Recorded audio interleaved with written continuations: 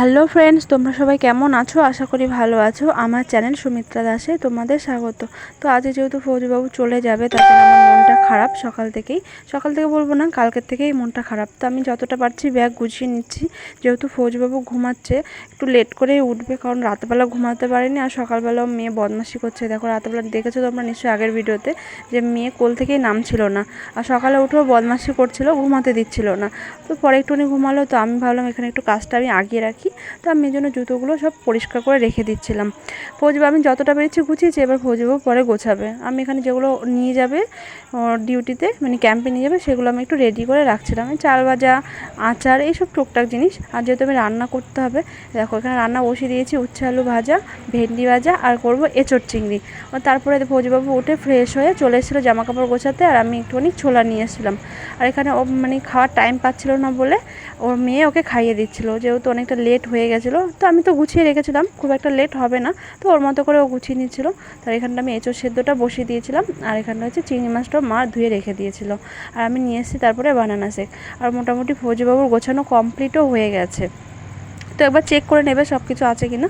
তো তারপরে আমি ফৌজিবাবুকে আজকে মনে হচ্ছিলো ছাড়তেই না, মনটা খুব খারাপ লাগছিলো, খুব কষ্ট হচ্ছিলো। ভেবেছিলাম কান্না করব না, তো কান্না করেই দিয়েছি। তো এখানে রান্নাও হয়ে যাচ্ছিলো। তারপরে আমি ভাতটা নিয়ে নিচ্ছিলাম ওর জন্য। ভাত তো রান্না হয়ে গেছিলো, কিছুটা নিয়ে যাবে আর কিছুটা এখনও খাবে অল্প করে। তো যেগুলো আমি ওর নিয়ে যাবে ভাত সবই রেখে দিয়েছিলাম। আর আমি এঁচোড়ের তরকারিটা ঠান্ডা হওয়ার জন্য একটু ফ্যানের তলায় রেখেছিলাম, না হলে নষ্ট হয়ে যাবে। আর ওর জন্য আমি খাবারটা বেড়েছিলাম। তো ফৌজিবাবু জানে ও চলে গেলে আমি খাবো না, তো আমাকেও খাইয়ে দিচ্ছিলো আর আমি একটু খাইয়ে দিচ্ছিলাম ফৌজিবাবুকে।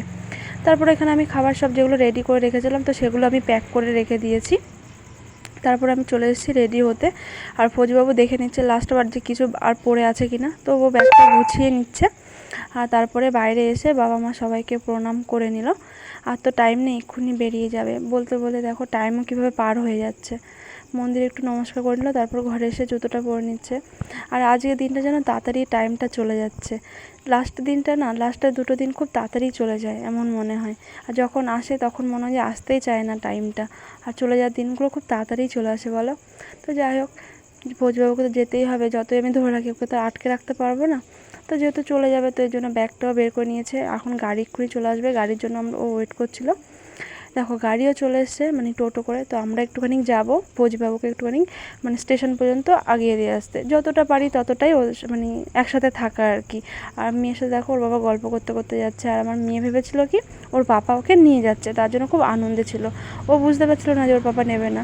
যাই হোক, দেখতে দেখতে স্টেশনে আমরা চলে এসেছি। তো এখনও টিকিটটা কাটা হয়নি, টিকিটটা কাটবে এক্ষুনি। দেখো স্টেশনের ভেতরে আমরা চলে এসেছি। তো এখানে টিকিট কাটতে চলে এসছে। আর আমার মেয়ে বদমাশি শুরু করে দিয়েছে।